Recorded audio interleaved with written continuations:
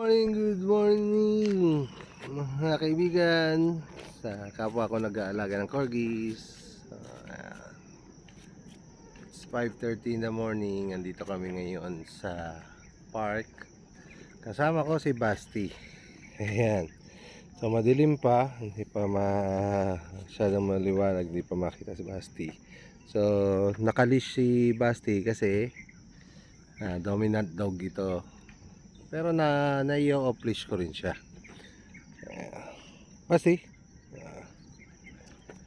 Ayan, dito tayo mamaya. Ano?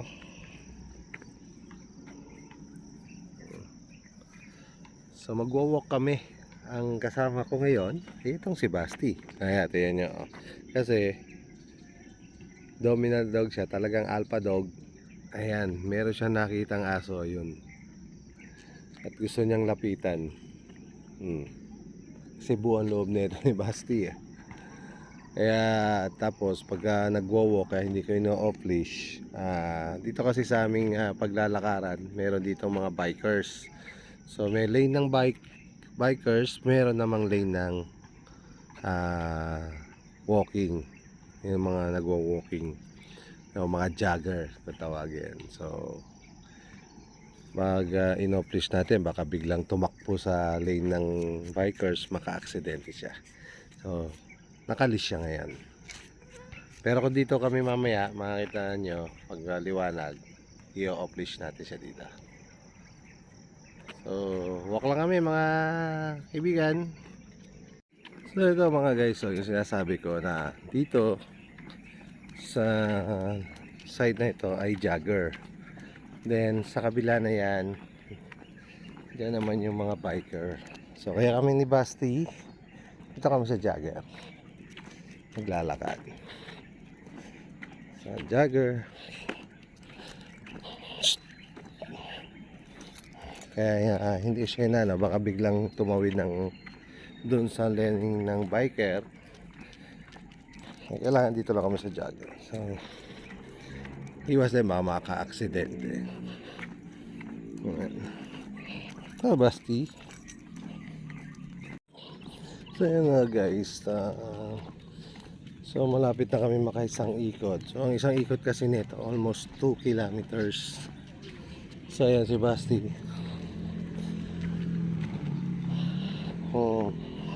Basti.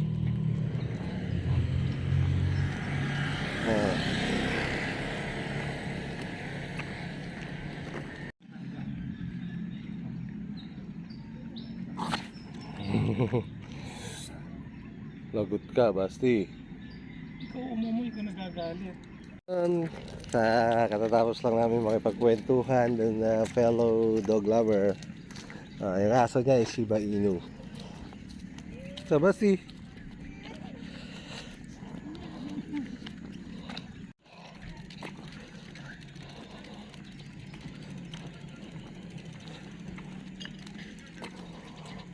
so pag ganito nag-walk, hinahayaan ko lang siya na hindi ko siya kinokontrol. Hindi ko kinokontrol si Basti. Kaya ko siya sa gusto niyang lakad. Pero pag may pagka talagang time ng aming pag maraming tao, halimbawa nasa mall, kailangan nandito lang siya sa tabi ng leg ko. Pero pag ganitong open park, hinahayaan ko siya sa gusto siya. Naka foolish kami. Pero hindi pa rin yung talagang malayang pinababayaan ko siya. Ayan lang. So dito kami sa center. Ayan si Basti lalakad. Ayan. Diretso lang Basti. Basti. Ayan. So ayan, hindi ko hawak yung leash niya ngayon. Ayan ko lang. So ganyan lang. Pagka lumalayo siya sa akin, sisit-sit lang ako. Ayan. Come. Basti. Ayan, natapakan niya kasi yung leash niya. Akala niya naka-hold siya. Natapakan mo yung leash mo, no? Akala niya nakahinto siya. So, yan lang natin. Tara.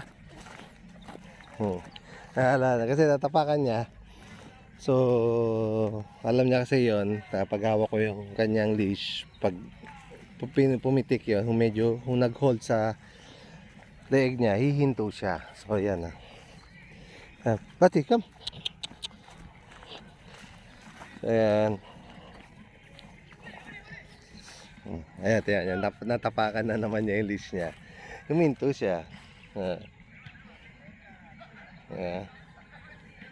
So, hindi ko kasi dala yung maiksi kong leash na kapag nag-off leash ako, kapag nagte-train kasi ako ng aso, although sila ay nakabitaw ako sa leash, pero nilalagyan ko sila ng at least mga yung isang tangkal na mahabang yung haba ng leash para ang nasa isip pa rin niya, naka-leash pa rin siya.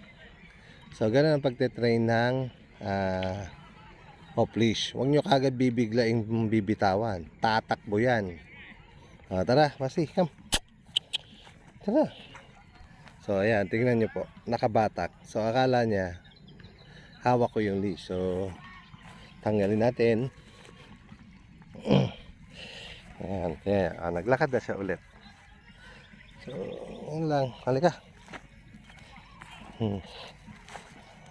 Ayan, maglalakad siya. Basta pag automatic yan, pag natapakan niya yung leash niya, hihinto yan.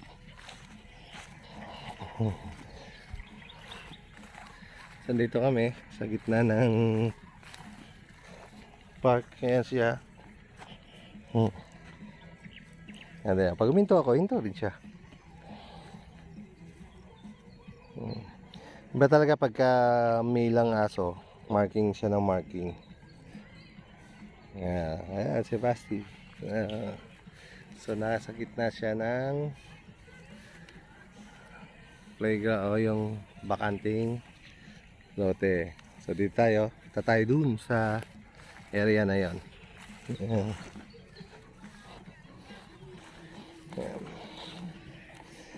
So, nakalimutan ko yung yung off leash trainer, training leash ko.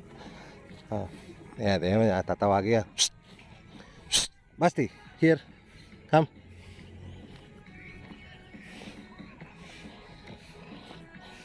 Basti, come. Basti. So, ayan. Ano naman siya? Ayan niya. Pag sinisititan ko, ayan, tatapakan ko.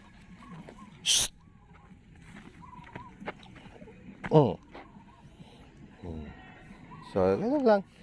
Ganyan lang pag-correct. Hindi naman siya tatakbo.